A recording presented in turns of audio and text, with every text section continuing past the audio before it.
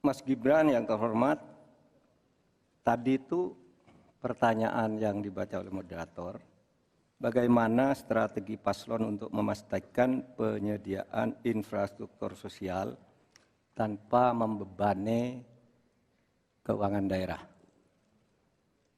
Kayaknya belum terjawab. Tadi yang dijawab tuh infrastruktur fisik semua tuh. Infrastruktur itu kan ya ada infrastruktur sosial, ya itu yang penting. Kemudian regulasi. Bagaimana Anda menyiapkan regulasi sekarang ini agar semua itu bisa berjalan dengan baik. Nah kalau infrastruktur fisik mungkin sih bisa saja diutak-atik dari APBN, APBD gitu. Ini untuk ini. Tapi masalahnya kita punya problem dengan infrastruktur sosial seperti yang ditanyakan tadi. Nah itu saya kira yang perlu dijelaskan lebih jauh. Selesai. Waktu Anda habis. Baik, kita akan ke calon wakil presiden nomor urut 1 Bapak Muhaimin Iskandar untuk menanggapi. Waktunya 1 menit. Infrastruktur yang disampaikan Pak Gibran menjadi bagian dari yang perlu disediakan. Tapi infrastruktur sosial atau infrastruktur kerakyatan, pada dasarnya kita bisa melibatkan semua pihak untuk hadir dan memberikan solusi. Contohnya infrastruktur gedung-gedung sekolah yang memberikan kesehatan, kecerdasan bagi masa depan anak didik kita.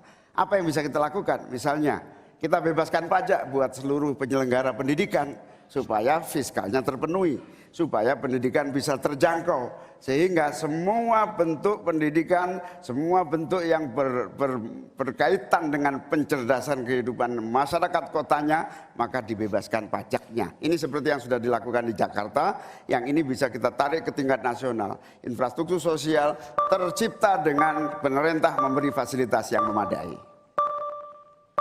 Cukup Bapak? Cukup. Baik. Kita stop, countdown. Tenang. Saya berikan kembali waktu untuk Pak Gibran untuk menanggapi atas tanggapan dari Pak Mahfud dan Pak Muhaimin.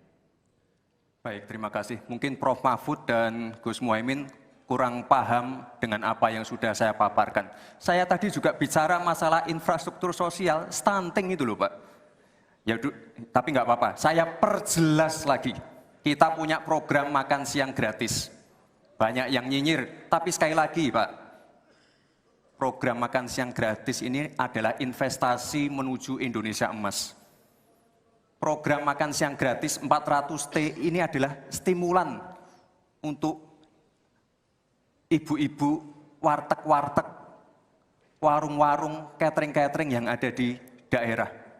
Bayangkan 400T mengucur ke daerah-daerah.